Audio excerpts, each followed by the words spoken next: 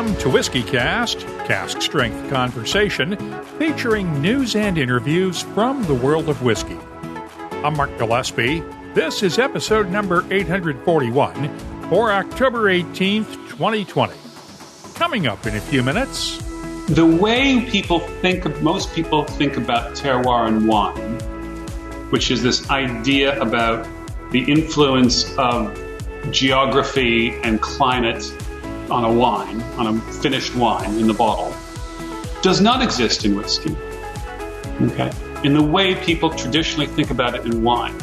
20 years ago, John Glaser founded Compass Box Whisky. He started out trying to convince like-minded bar owners in London to carry his first whiskey, a blended grain Scotch whisky called Hedonism. Now there's not only a Hedonism Felicitas to mark the 20th anniversary, but a new version of the classic Peat Munster, too. Peat Munster Arcana. John Glaser joins me on this week's WhiskyCast In-Depth to look over the last 20 years as one of Scotch whisky's Mavericks and where he's headed in the future. I'll also have my tasting notes for both Hedonism Felicitas and Peat Munster Arcana in the What I'm Tasting This Week department. That's coming up later on, along with your voice, behind the label, and... It's a great opportunity, to be honest, Mark, to get those two together and try to combine both. And as I say, I can't really slag myself anymore. The news is next on this week's WhiskyCast. The search never ends, but it's nice when you can come in for a landing, pause and explore the silky smoothness of single pot still Irish whiskey, matured in the finest bourbon and Oloroso sherry casks. Land on Redbreast, then be sure to pass it on. Proud sponsor of WhiskyCast. Hey whiskey fans, I'm Gabriel Cardarella, brand ambassador for the world's most awarded blended Scotch whiskey, Dewar's. You could probably guess I've got a lot of stories, but for me, the good ones have one thing in common. They're best told over a glass of whiskey. So hit pause, grab your bottle of Dewar's, and let's get back to this episode of WhiskyCast. Let's start off, as always, with the latest news. While we have been starting off most episodes recently with either the latest coronavirus updates or news on tariffs and other political issues, that is not the case this week. That's because there's a new leader in the category for the world's oldest single malt whiskey. For the last 5 years, that title has been held by Gordon and MacPhail's Generations Mortlach, aged 75 years, which came out in 2015. Now, the Macallan has released a 78-year-old single malt as part of the new Red Collection range, which will have 40, 50, and 60-year-old whiskeys as its ongoing core, along with older whiskeys. That starts out with the 78-year-old, along with 71 and 74-year-old malts. Pricing has not been announced for those 6 whiskeys yet, but a single bottle of the 78-year-old is already online at whiskeyhammer.com, with a high bid of £73,500 as we're recording this. That's around $95,000 US, and the minimum reserve price has not yet been met. The Macallan has also placed a complete set of the Red Collection up for auction at Sotheby's in London, with the proceeds going to City Harvest, which distributes food to vulnerable people throughout London. Those 6 bottles have special labels designed by artist Javi Asnerez, and the only other set of bottles with those labels will remain in the Macallan's archive. Online bidding at Sotheby's has already reached £300,000, with a live auction set to wrap up the bidding October 31st. We do have to address the tariffs issue, though, since today, October 18th, marks the first anniversary of the U.S. tariffs on single malt whiskeys from Scotland and Northern Ireland. Since then, U.S. imports of Scotch whisky fell by nearly $200 million between October and August from the same period a year earlier. This week, a World Trade Organization arbitrator ruled that the European Union can impose tariffs on $4 billion worth of U.S. imports to compensate for illegal subsidies to Boeing. It's the flip side of the aviation tariff dispute that led to those U.S. tariffs on single malts, along with liqueurs and cordials from the UK, Ireland, Germany, Italy, and Spain. Since the Europeans already have a 25% tariff in place on imports of bourbon and other American whiskeys, the EU is threatening to add tariffs on American vodka, rum, and brandy this time around. The WTO's dispute settlement body must still approve the arbitrator's ruling, and a group of 17 European and U.S. wine, beer, and spirits groups have urged both sides to set aside their differences and remove the current tariffs. In other news, we now know what longtime Scotch whisky distiller and blender Ian Macallan has been keeping busy with since he started his own consulting firm after leaving Bladnoch Distillery almost 2 years ago. He's one of the industry veterans behind the plans for the new Wolfcraig distillery proposed to be built in Stirling in central Scotland. Plans for the £15 million project have been filed with Stirling Council. Wolfcraig's founder is former White & Mackay CEO Michael Lunn, and the team also includes former Diageo production director Alan Rutherford and former Dewar's executive Ian Lockhead. The Wolfcraig plans call for a distillery capable of producing 1.5 million liters of spirit each year, along with a visitors center, bar, and restaurant. If the council grants planning approval, construction could begin as early as next spring, with the distillery opening in the summer of 2022. We have a lot of new whiskeys to talk about this time around. We'll start with the 2020 release of Midleton Very Rare from Irish Distillers, and perhaps it's appropriate in a U.S. election year to have what might be called in politics a lame duck edition. That's because it's the swan song for former master distiller Brian Nation, who created this final edition before he left Midleton early this summer to move to Minnesota, and Brian's signature is on the bottle. He picked the whiskeys from casks ranging between 13 and 35 years old, with both single pot still and single grain whiskeys in the blend. New master distiller Kevin O'Gorman took over for Brian, while continuing as Midleton's master of maturation. He talked with Whiskey Writers Tuesday on a Zoom call. When he was putting it together back in March, April, May, we certainly would have had conversations, the two of us, about how he was getting on. I used to pop into the tasting lab to see how things were progressing. And there was always a bit of what we call in Ireland a bit of banter or a bit of crack between Brian and myself in terms of distillation versus maturation and what had the greatest contribution. Lots of people say that maturation is maybe 50, 60, 70, 80% of the flavor of a whiskey. And then Brian would obviously bounce back with his aspect in terms of distillation. So we had great fun in that, and we used to bounce that off each other, and it was great crack. And unfortunately, he's left now. We never actually resolved that question. And as you might expect, that led to this exchange when the call opened up for questions. Now that you're master distiller, Kevin, have you decided or changed your opinion on that maturation versus distillation ratio of the flavors? Yeah, it's funny how the clock turns, Mark. I can only slag myself now. Look, it's great for me to be able to combine both roles, to be honest. There's a lot going on in maturation over the last number of years, and I'm really keen to see a lot of those projects through, so it's great to hold on to that. But then we have the whole distillation side, which I would have worked on previously. So it's a great opportunity, to be honest, Mark, to get those two together and try to combine both. And as I say, I can't really slag myself anymore. It's a great opportunity. I'm delighted to be able to combine both, Mark. Kevin O'Gorman's signature will not appear until next year's edition of Midleton Very Rare. He has already started working on it, along with working on his signature.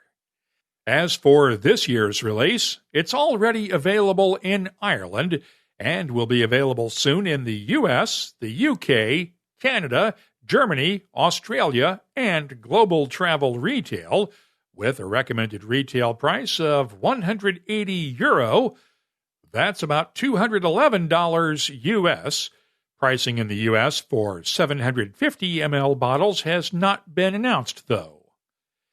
Meanwhile, Michter's has not released a batch of its 25-year-old bourbon since 2017, but that will change next month. The 2020 batch of Michter's 25-year comes in at 58.1% ABV and will have a recommended retail price of $1,000 a bottle. Loch Lomond is expanding its vintage range of single malts with new 21 and 30-year-old whiskeys. The 30-year-old is partially finished in Oloroso sherry casks. It'll sell for around £500 a bottle. The 21-year-old comes from 3 different distillates, including a pair of peated spirits, and will be priced at £140 a bottle. Both will be available worldwide. Back in January of last year, we reported on the debut of Suntory's AO in Japan. Beam Suntory chief blender Shinji Fukuyo created the blend with whiskeys from 5 of the company's distilleries in Japan, the U.S., Scotland, Canada, and Ireland, making it a true world whiskey. Now Beam Suntory is expanding AO's availability to the global travel retail market, where it'll sell for around $71 a bottle. Milam & Green whiskey is expanding outside of Texas for the first time. It'll be available now in most of the U.S. with a port-finished rye, its triple cask bourbon, and the new single cask bourbon. That bourbon came from an undisclosed distillery in Tennessee. Milam & Green's Heather Green was on our Whiskey Wednesday webcast the other night with her colleagues and says it is just the start of their future as both an independent bottler and distiller. I think what's interesting is that for a little while we moved away from that whole idea, and we called it like sourced, like as they would call it sourced here. But it's not really just quite that. It's really about us. Like, we are looking for, and we will actively in the future look for the best cask for a single barrel program. So it could be ours. It could be stuff that we find. And it is inspired by all that, the way the rest of the world, does operate that way, or Scotland, with a big chunk of the whiskey world. Milam & Green is expanding to 8 U.S. markets outside of Texas, along with online sales. I shared my tasting notes for the single cask bourbon on last week's episode. Now, a similar approach to independence is also behind Lost Lantern Whiskey. It was founded by former Astor Wines staffer Nora Ganley-Roper and former whiskey advocate writer Adam Polanski. They persuaded 6 American single malt distilleries to collaborate on what may well be the first American vatted malt on record. It includes whiskeys from Balcones, Copperworks, Santa Fe Spirits, 888, Westward, and Virginia Distillery Company. Adam and Nora were guests on last week's Whiskey Wednesday webcast. Our model for Lost Lantern is very influenced by Scotch whiskey bottlers. Like, we are deeply committed to transparency, to finding unique and interesting casks and just getting them out there in the way that whiskey lovers want them. And we're really focusing on the small distilleries from all around the country that have opened in the United States in the last 20 years. There are people who get great casks from Kentucky and Tennessee and Indiana already. But we wanted to explore a little more widely and find some really fun stuff. And we think we've done that with our first few releases. Yes, and we're doing both single casks and blends. Those single casks are out this week with bottlings from Iron Root Republic in Texas, Cedar Ridge in Iowa, Santa Fe Spirits in New Mexico, and the New York Distilling Company. While we're talking about independent bottlers and blended malts, Douglas Lang & Company is out with its winter edition of the Scallywag Speyside blended malt. The whiskey is 100% sherry cask matured and bottled at a cask strength 52.6% ABV. Only 3,000 bottles will be available. The recommended retail price, £50 a bottle. Finally, the Los Angeles Lakers won the NBA championship last Sunday night. You might be asking just what that has to do with whiskey. Well, Lakers veteran JaVale McGee gave his teammates and coaches a special gift to celebrate the championship. Each one received a bottle of Crown Royal XR Canadian whiskey. McGee had the bags embroidered with "Congratulations 2020 Champions" in gold thread. The bags are a dark blue, not quite the purple of the usual Crown Royal bags, but they do work well with the Lakers' purple and gold colors. It's also not the first time that's happened this year. Travis Kelce of the Kansas City Chiefs did the same thing after the Chiefs won the Super Bowl last February. Of course, his cost a bit more, 53 teammates plus the coaching staff. McGee only had to spring for about 27 bottles to cover his teammates and coaches, plus one for himself. List price, $180 each. No word on whether he or Kelce got a discount for buying in bulk. You can keep up on the latest whiskey news all week long at WhiskyCast.com.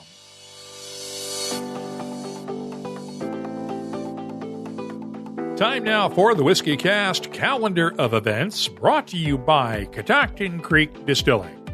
First of all, a couple of event updates. The York Whiskey Festival in York, England, scheduled for October 31st, has now officially been postponed until next year, and Glasgow's Whiskey Festival in Glasgow, Scotland, November 21st, has been canceled. We are still waiting for word on whether Whiskey Advocates Whiskey Fest events scheduled for early December in San Francisco, Chicago, and New York City will be able to go ahead as scheduled. Meanwhile, the Taipei Whiskey Club has a tasting this Wednesday night in the Taiwanese capital. Villa-Conthor in Limburg, Germany has a Scotch Whisky and Haggis tasting Friday night, the 23rd. The Spirit of Toronto's virtual tasting series gets underway that night with Don Livermore of Hiram Walker Distillery, followed on Saturday by Stephanie McLeod of Dewars and Aberfeldy. The Whiskey Obsession Festival is November 4th in Tampa, Florida, and this year's Oslo Whiskey Festival will take place as scheduled November 6th and 7th in Oslo, Norway, with master classes only. McTeers has its next whiskey auction November 6th in Glasgow, Scotland, and Hansamalt has a whiskey tasting that same day in Hamburg, Germany. Remember that all in-person events are subject to change on short notice depending on public health restrictions, so please check with event organizers before you make any travel plans. We are updating the calendar at WhiskyCast.com throughout the week each week as we get updates on postponements and new dates for 2021 events. Our calendar of events is brought to you by Catoctin Creek Distilling, makers of Virginia's most awarded spirits. You'll find their Roundstone Rye at fine whiskey shops in 26 U.S. states and 3 continents, along with online sales too. Visit the Where to Buy page at CatoctinCreekDistilling.com to find a retailer near you. And please drink responsibly.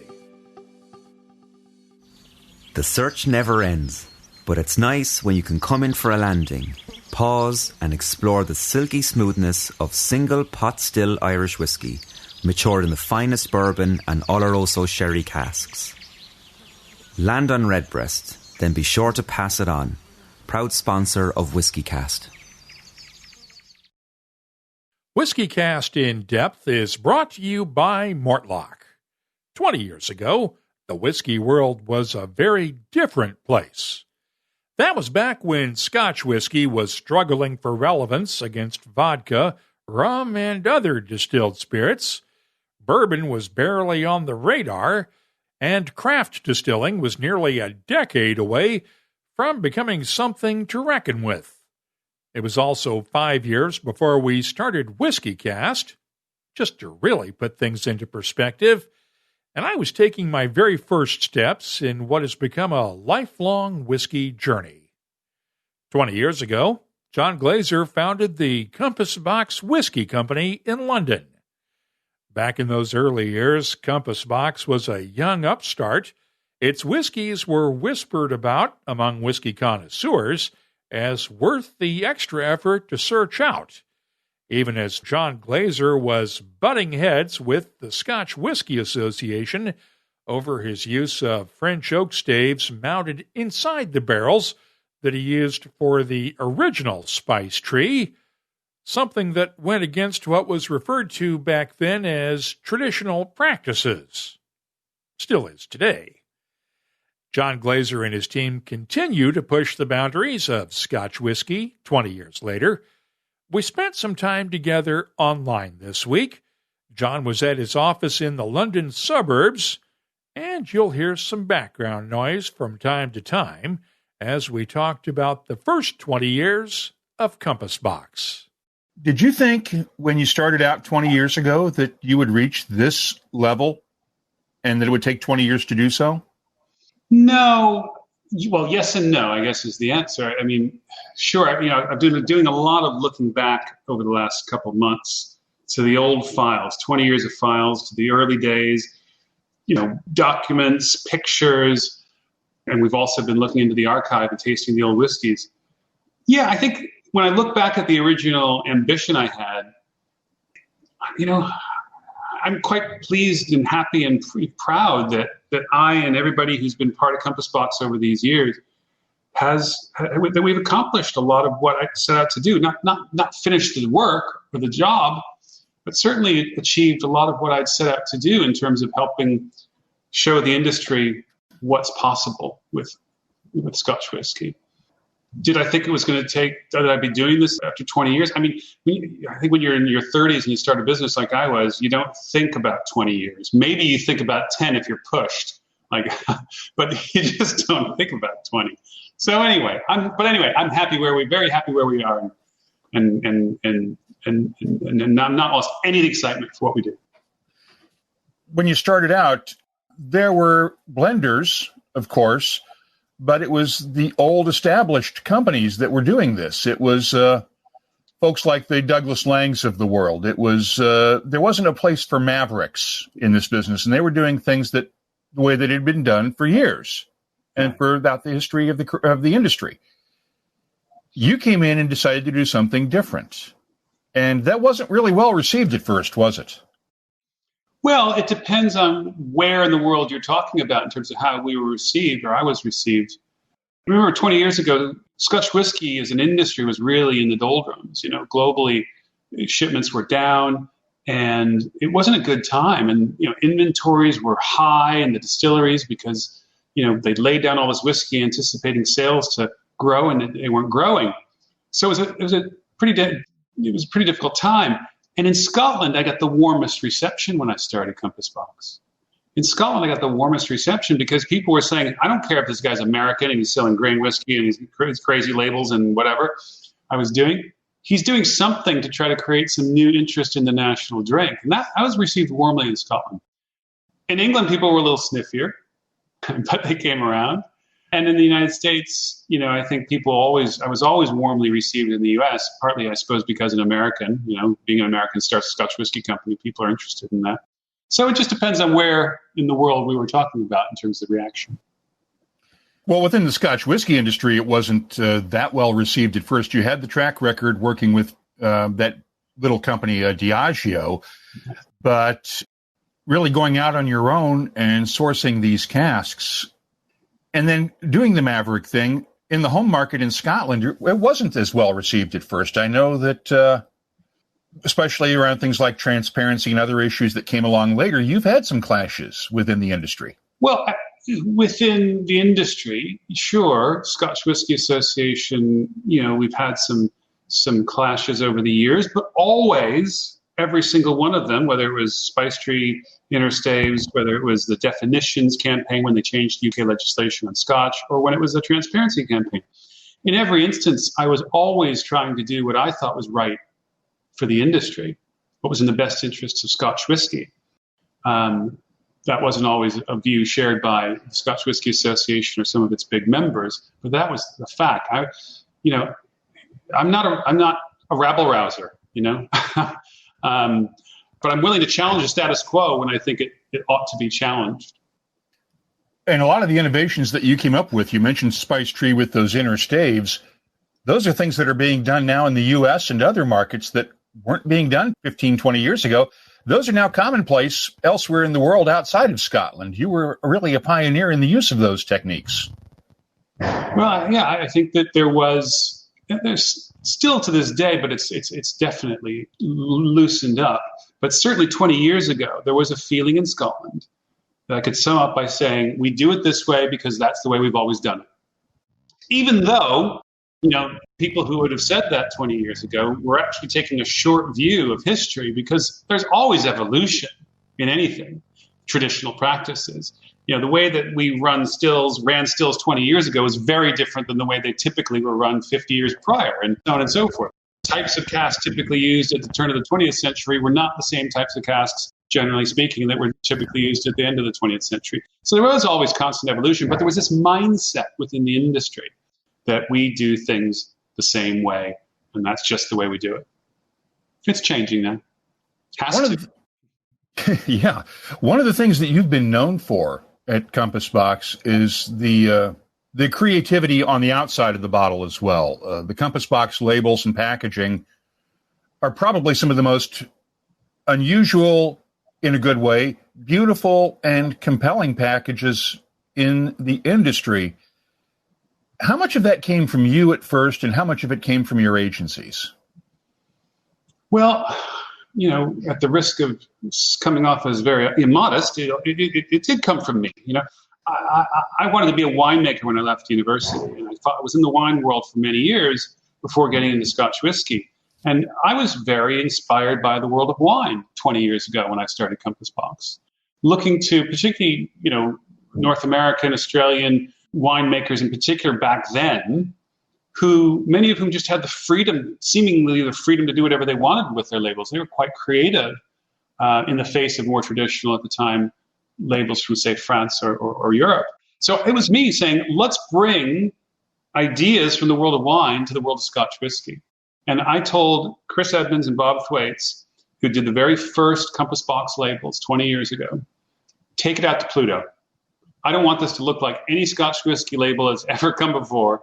And we ended up with that original hedonism label with the woman's face on it. And no one had ever put a woman's face on a Scotch whisky label in history, as far as we could determine. No one's been able to disprove it.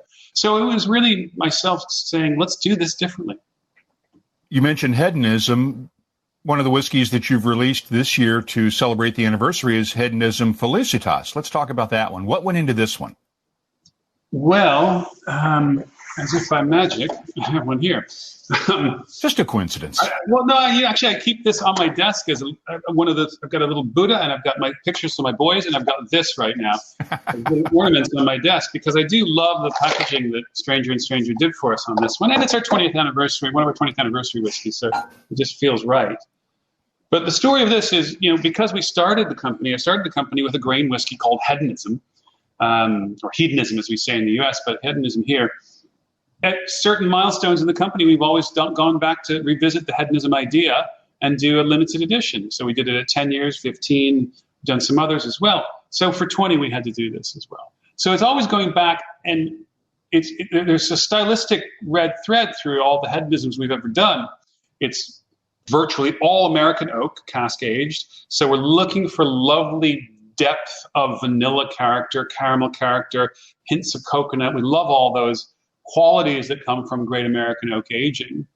And when we do something like this one, this is just an older age profile. Not that older's better. It's just different. There's more depth and concentration of flavor in this than our classic hedonism. And Felicitas, you see the label is inspired by this idea of 20 years and platinum being associated with 20 years, but we didn't want to call it hedonism platinum. Felicitas is this lovely word, derived, Latin word, that has the meaning around a feeling of blessedness and productivity and happiness, and it just seemed to kind of fit for a 20th anniversary whiskey.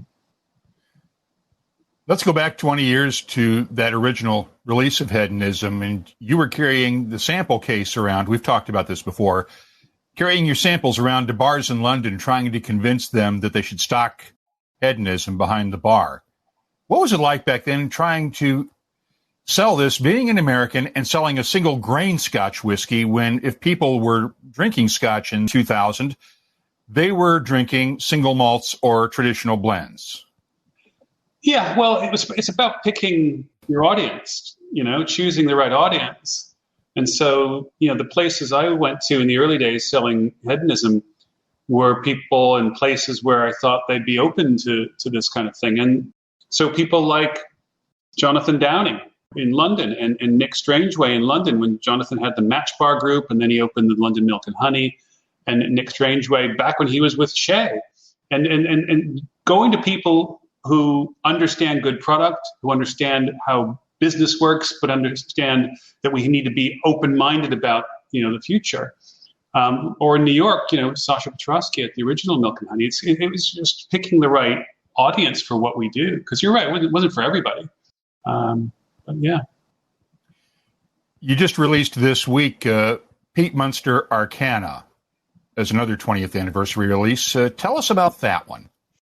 Arcana. So in the 20th anniversary, we started with Rogue's Banquet, and we in terms of 20th anniversary releases, and Felicitas, as you said, and now Arcana to round out the 20th anniversary releases. This is a James Saxon. Our whiskey making team is myself, James Saxon, Jill Boyd, Elif Yantuchu. The four of us, run the whiskey making program here. This is a James Saxon creation, Arcana.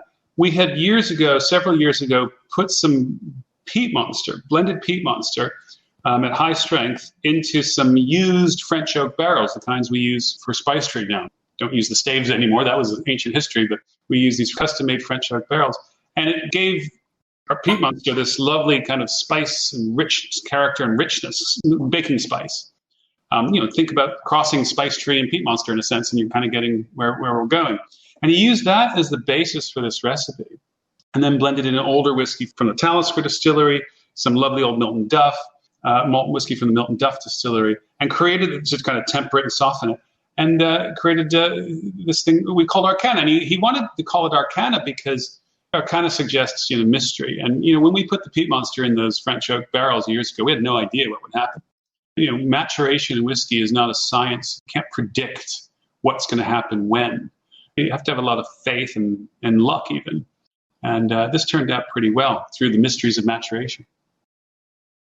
Going back to your history in the wine industry before you got into whiskeys, let me bring up what may be a bad word for some people, terroir. You've seen it from both sides, wine and whiskey. Is there terroir in whiskey? Well, the way most people think about terroir in wine, which is this idea about the influence of geography and climate on a finished wine in the bottle, does not exist in whiskey. Okay? In the way people traditionally think about it in wine.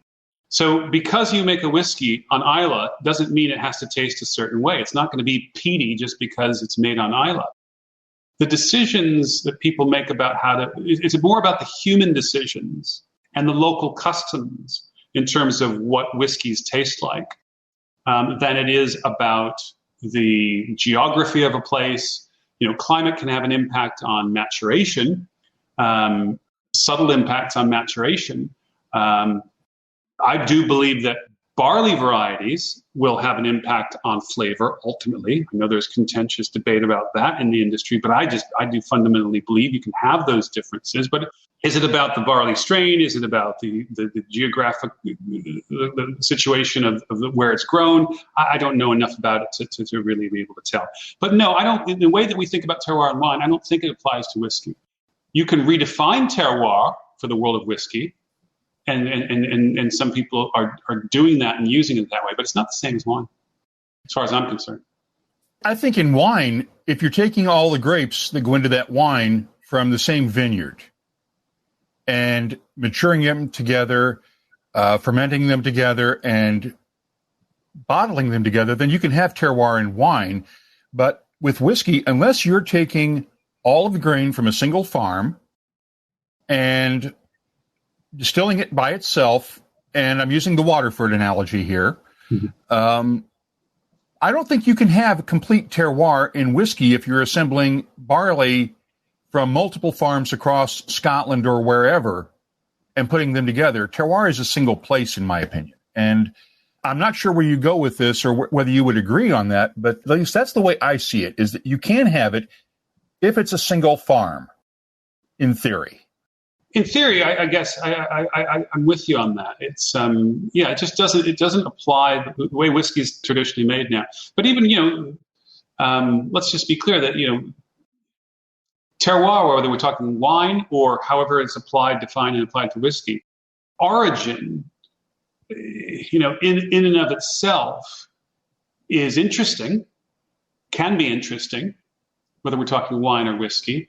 Provenance, the place, can be interesting, but it's not a guarantee of compelling quality, compelling character in the wine or the whiskey. It could be really a really interesting story, and it could taste in a really interesting way because of its place or whatever.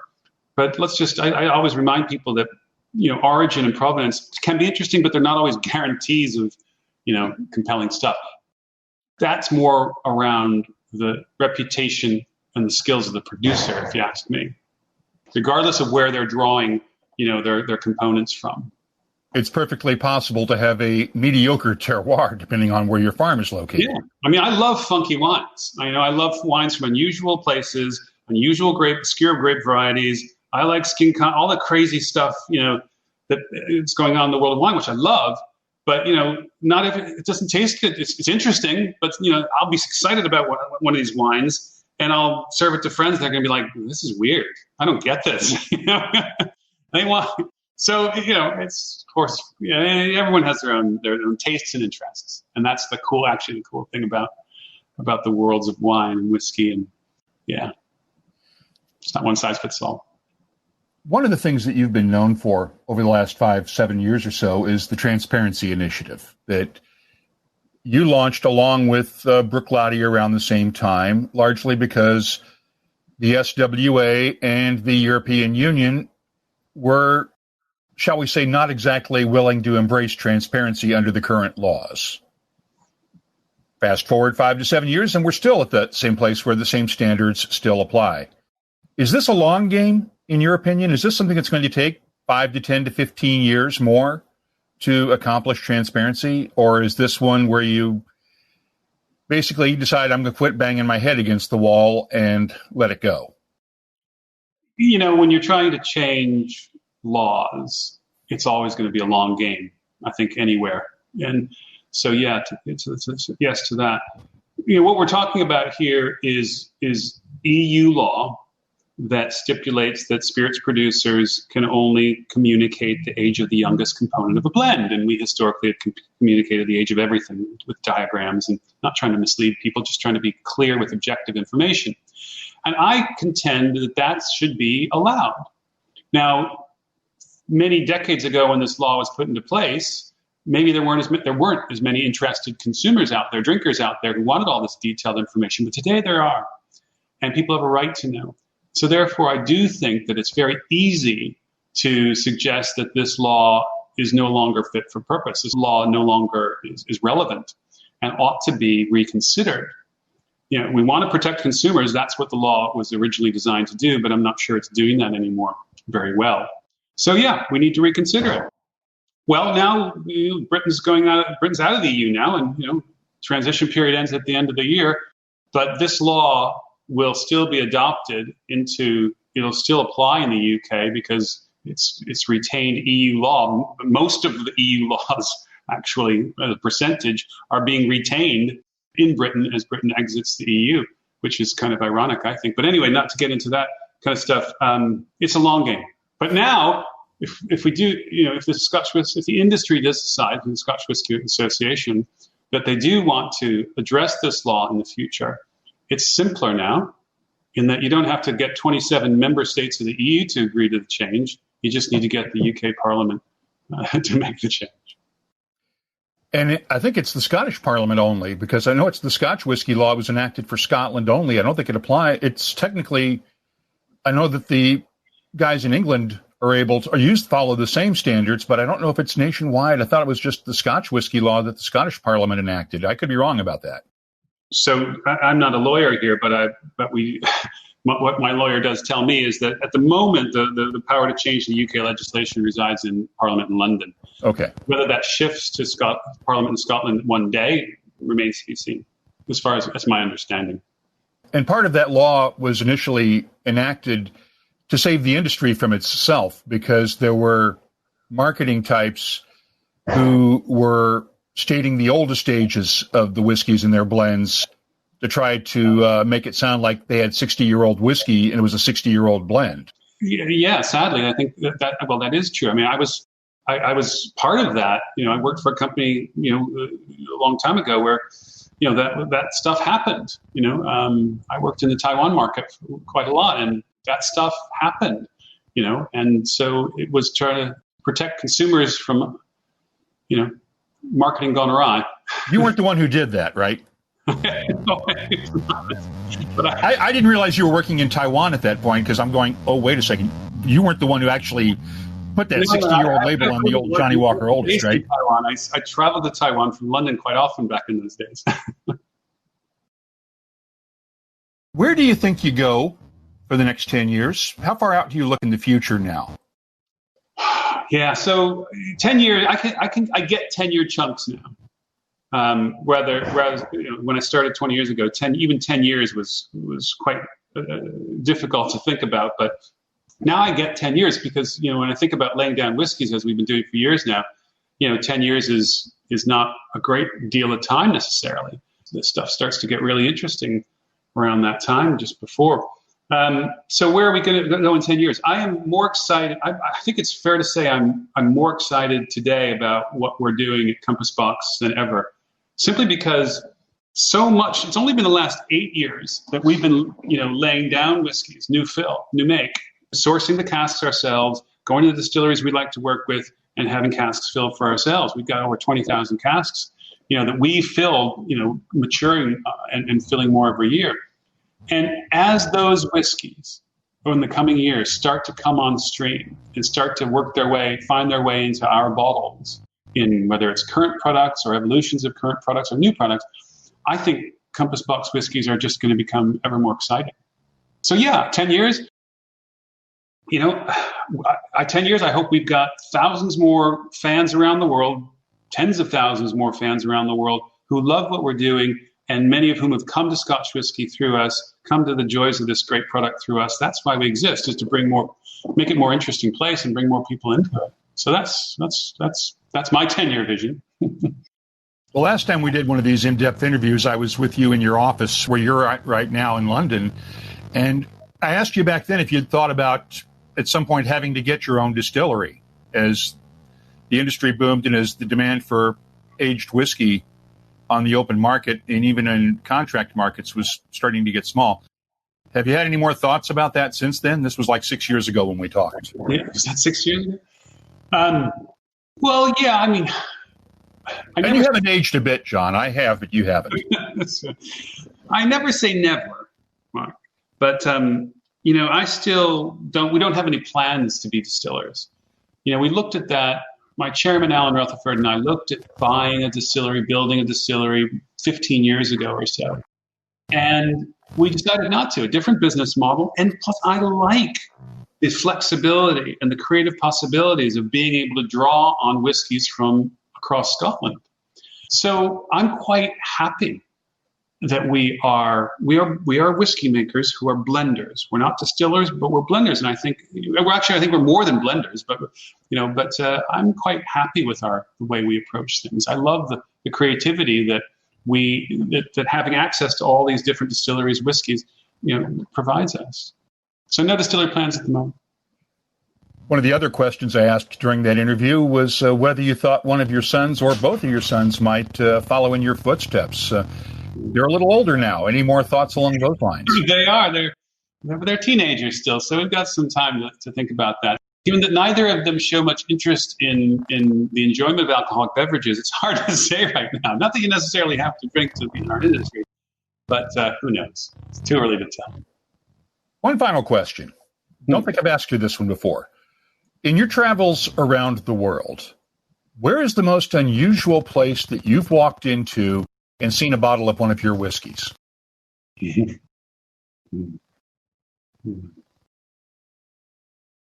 One of the most unusual, where you didn't expect to see it at all. Yeah. Didn't expect to see it at all. Yeah, probably. I can't remember where in Colorado I was. Now we distribute in Colorado, but we were in the middle of nowhere with my brother. It was a hunting trip, and there I remember seeing old bottles of Eleuthera on the bottom of the shelf of this liquor store in the middle of nowhere, hundreds of miles from Denver. That was kind of weird. How does it come out here? The guy at the cash register knew nothing about it, so he didn't mind me taking the last 2 bottles for whatever the price was.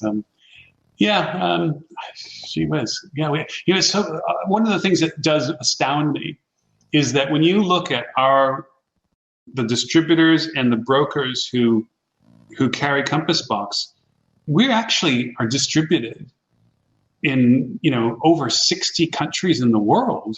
So you might find it in some pretty unusual places. Now, most of those places, 50 most or more of those are places where we've never been. We don't really do anything to support them. Sadly, it just gets brokered in there. But I think that speaks as much to the demand for Scotch whiskey as it does for Compass Box, if I'm being completely honest with you. It's all around the world. That's the great thing about Scotch whiskey. It's a classic global drink. Thanks to John Glaser for spending some time with us this week on WhiskyCast In-Depth. It's brought to you by Mortlock, whiskey's best-kept secret, hidden away for decades in some of the world's most famous Scotch whiskies, comes a single malt inspired by an original for a fortunate few. Discover the entire Mortlock lineup at malts.com. The What I'm Tasting This Week department is brought to you by Sagamore Spirit. Let's start off with 2 of the Compass Box 20th anniversary releases. I received samples of both Hedonism Felicitas and the Peat Munster Arcana this week. The Peat Munster Arcana is bottled at 46% ABV. The nose has a smoky, heathery character, slightly phenolic with a hint of creosote, balanced by hints of honey and dried fruits underneath. The taste starts off with a honeyed sweetness at first, followed by a burst of peat smoke, creosote, and iodine, along with hints of dried heather and grilled fruits in the background for a nice complexity. The long finish has a lingering smokiness that compares with the best of Isla's single malts, even though it's a blended malt. I'm scoring the Compass Box Peat Munster Arcana a 94.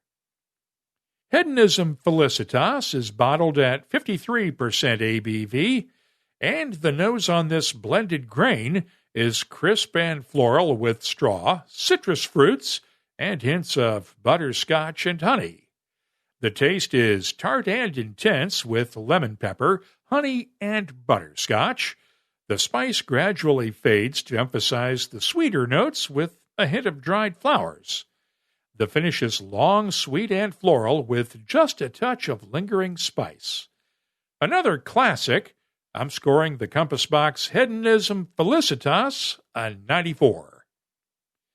I'll have more tasting notes for you in just a minute, but first, this week's tasting notes are brought to you by Sagamore Spirit Rye Whiskey. They'll be releasing the next batch of Penny's Proof soon. It's a preview of Sagamore Spirit Whiskey distilled on site in Baltimore. And last year, the first release of samples sold out in hours. The only way to find out when and how to get your hands on this year's batch is to join Sagamore Spirit's Whiskey Thieves. You can sign up today at sagamorespirit.com. Rabbit Hole recently released its oldest whiskey yet, the 6-year-old Boxer Grail Founders Collection Rye. It comes from some of the first barrels laid down by Rabbit Hole founder Kaveh Zamanian, and it's bottled at 57.3% ABV. The nose is full of baking spices with a subtle hint of dill, along with molasses cookies and a touch of leather. The taste is thick, chewy, and spicy, with black pepper, cinnamon, hints of ginger and dill, oak tannins, molasses, and brown sugar. The finish has lingering spices along with oak tannins, molasses, and brown sugar in excellent balance.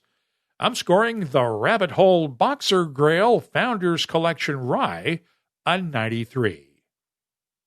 Next up, the 14th edition of the Parker's Heritage Collection from Heaven Hill. This year's release is a heavy char bourbon that follows last year's heavy char rye. Both were matured in barrels charred to a number 5. That's a lot more intense than the number 3 char Heaven Hill traditionally uses. This one is bottled at 60% ABV, and the nose has a good balance of honey and charred oak character with hints of vanilla, nutmeg, and caramel. The taste is spicy and intense with black pepper, cinnamon, and chili powder notes, balanced by honey, caramel, and vanilla. Adding a few drops of water opens up hints of apple cobbler and brown sugar. The finish? It's long and spicy with a touch of charred oak and hints of brown sugar and caramel. I'm scoring the Parker's Heritage Collection Heavy Char Bourbon a 94. And let's get in a bonus tasting note. You may have noticed that each of the first 4 whiskeys I've done so far has been a little stronger each time in bottling strength. So let's continue that trend with the new Highland Park Cask Strength Release number 1.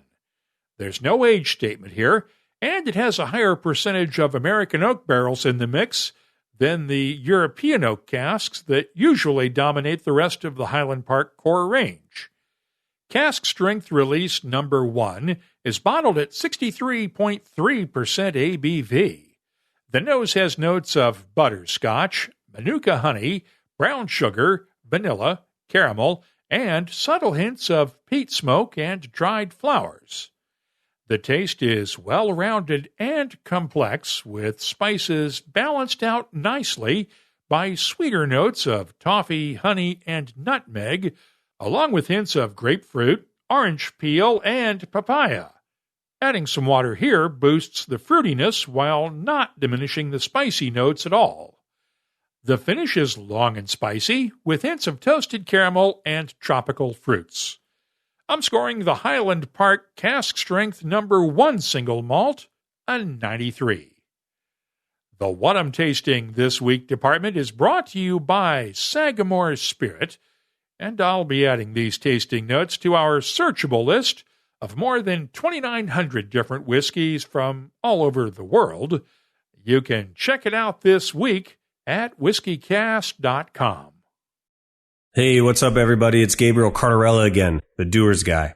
I've seen a lot in my years as brand ambassador for the world's most awarded blended scotch. Like the time I got to hold an actual letter written by Andrew Carnegie, a letter from 1891, in it asking Doers to ship a keg of whiskey to President Benjamin Harrison at the White House. Spoiler alert, we did. And the bourbon folks were not too happy about it. Pretty cool, right?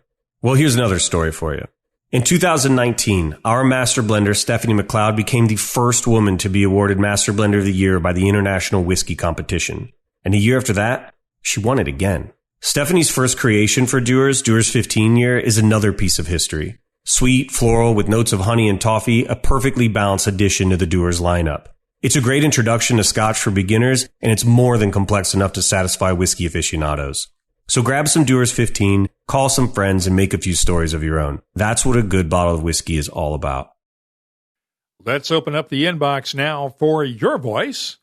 Last time around, we reported on Whistle Pig's latest Boss Hog release, Magellan's Atlantic, and noted the potential for controversy over naming a whiskey after an explorer who overran indigenous peoples on several continents during his expedition 500 years ago.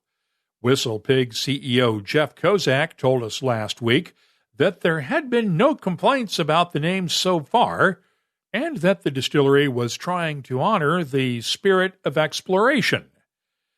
Got this comment on Twitter after the episode from Benjamin Reed at Ranger Rick.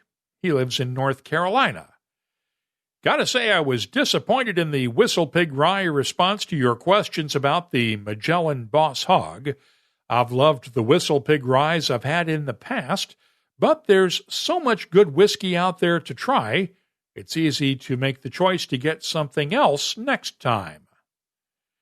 Back in July, we heard from Jennifer Nickerson of Ireland's Tipperary Distillery, who was waiting for a site visit from the local revenue officer as the final step before she and her husband Liam could begin distilling. This week, Tina at Sheepy IE asked this on Twitter: "Are there any news about the revenue officer, or is this still ongoing due to the new restrictions?" Jennifer tweeted this response: "Keep your fingers crossed just a wee bit longer. We'll keep you posted." And longtime listener Ken Goldenberg sent this email from Southern California following last week's debut of Chris Ratcliffe as the first of what we hope to be a number of WhiskyCast contributors from time to time. "Hey Mark, I just wanted to say I really enjoyed this week's program with your guest correspondent Chris Ratcliffe and his showcasing the English whiskey distillers and scene. He did a great job. I think by branching out a bit after 15 years, wow, and bringing in guest hosts, it will bring in a new perspective and a chance to dive deeper into local areas and topics. It will also give more of a voice to diversity, as you have been doing lately." Thank you, Ken. Ken also suggested some story ideas, and we also received emails from listeners in India and the Czech Republic offering their help as contributors. We're open to suggestions on both. In the meantime, if you have a question, a suggestion, or anything else you'd like to share with whiskey lovers around the world, you can always find us on Twitter, Facebook, and Instagram at WhiskyCast. The email address is comments@whiskycast.com. Let's close out the show now with Behind the Label, our look at the history, science, and other things that make whiskey unique. It's brought to you by Writer's Tears. Proof gallon is one of the terms that you'll hear me use occasionally on the show.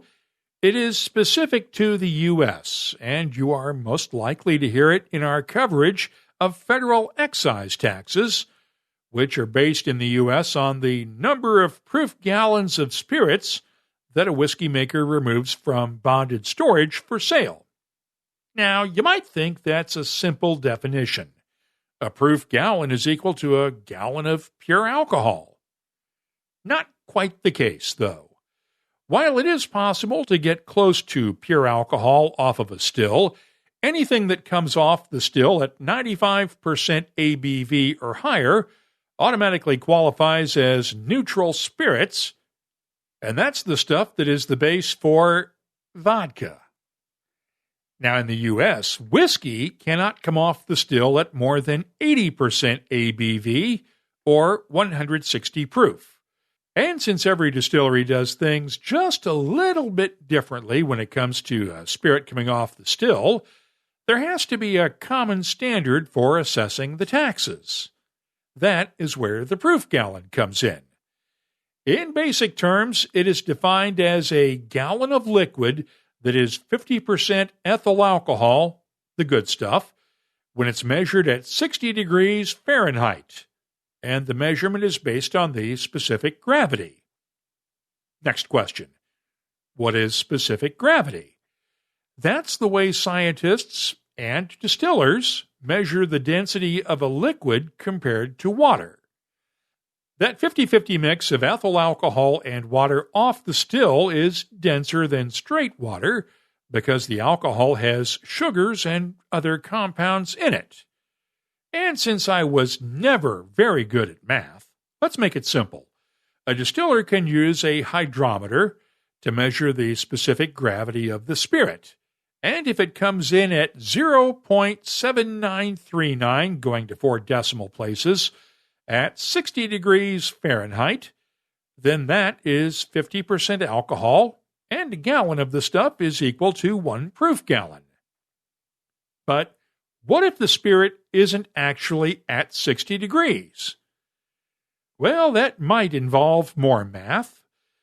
But, truth be told, distillers have a handy-dandy table that lets them look at what the specific gravity is at the actual temperature of the spirit, and then convert it into what the equivalent would be at 60 degrees Fahrenheit. There are similar standards in other whiskey-producing countries, but of course, they are usually based on the metric system. You might hear the term LPA from time to time in descriptions of a distillery's production, but it's an abbreviation for liters per annum, or year, and not liters of pure alcohol. If there's something you'd like us to look at on an upcoming episode, just use the contact form at WhiskyCast.com to get in touch with us. Behind the Label is brought to you by Writer's Tears. Writer's Tears Copperpot, a unique triple-distilled premium Irish whiskey, combining single malt and single pot still. First fashioned in the 1700s and still a rarity today. Sure, as we say in Ireland, what's rare is wonderful. Writer's Tears Copperpot. That's all for this edition of WhiskyCast. You'll find links for the stories in this episode in our show notes at WhiskyCast.com. Of course, that's also where you'll find the latest whiskey news, my tasting notes, the calendar of events, the whiskey photo of the week, cocktail recipes, and a whole lot more, including a complete archive of all of our past episodes going all the way back to November 12th, 2005. We'd love to hear from you. You can always get in touch with us on Twitter, Instagram, and Facebook at WhiskyCast. The email address is comments@whiskycast.com. At Doers, we love a good story, and that's why we're always writing new chapters. Like our Illegal Smooth finished in mezcal casks, with notes of sliced green pepper and a wisp of smoke. A world's first, Illegal brings cultures together for something truly unique. As a 174-year-old brand, we could rest on our laurels. Instead, we'd much rather continue writing. Because when you keep telling the same old story, that's when people stop listening. When you land on something special, you just know. Redbreast, the quintessential single pot still Irish whiskey, and a proud sponsor of WhiskyCast. WhiskyCast is a production of Cask Strength Media, copyright 2020, and comes to you from the charming, yet regrettably dry town of Haddonfield, New Jersey. I'm Mark Gillespie, reminding you that when you drink, please drink responsibly. Thanks for listening, and please stay safe.